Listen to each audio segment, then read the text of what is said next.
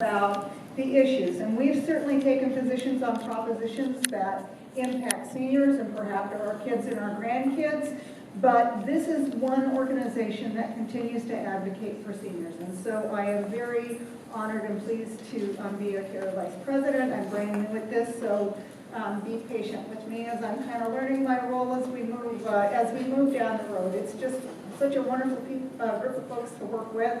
And I admire Jody Reed to pieces. I think she does an incredible job. And so thank you, Jody. So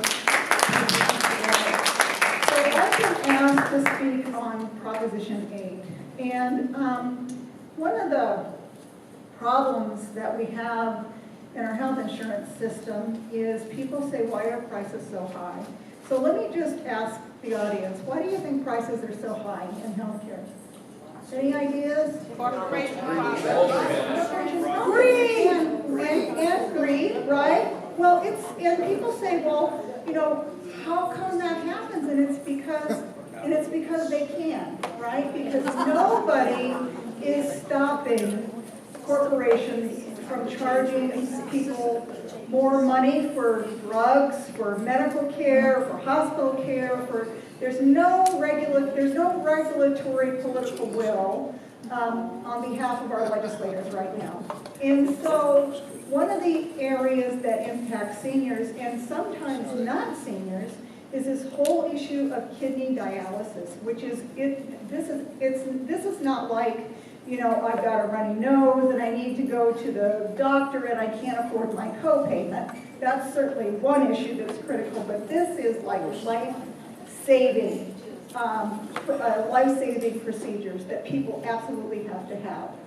And so there's an initiative on the ballot coming up in November. It is Proposition 8. And CARE has taken a position in support of this, and here's why.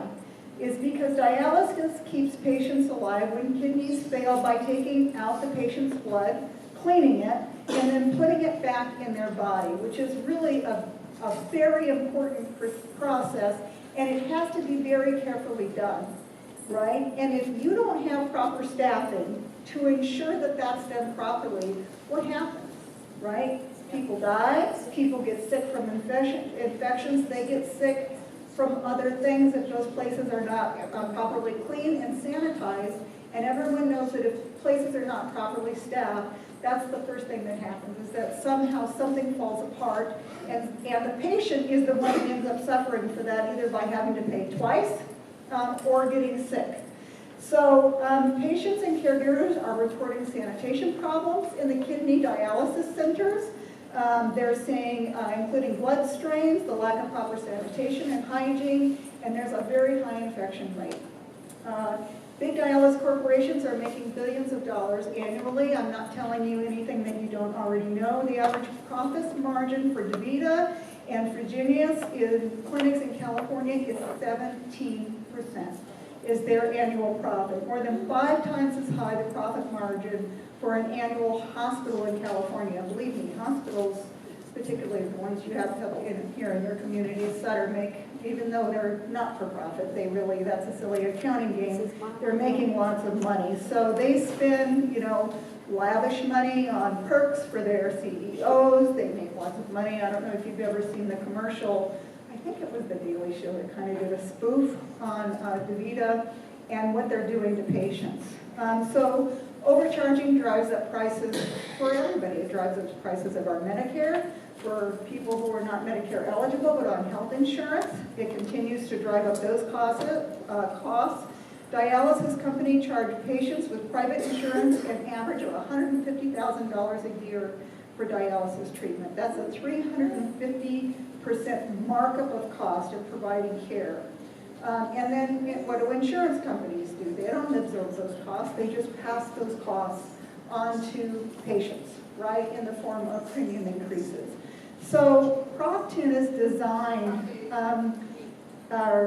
Proposition 8 is designed to push for-profit dialysis corporations to spend more money on patient care and less revenue limited to no more than 15% above the amount that they spend on patient care. So this proposition is designed to do 2 things: save lives by staffing and designed to limit the profit that the dialysis corporations can make.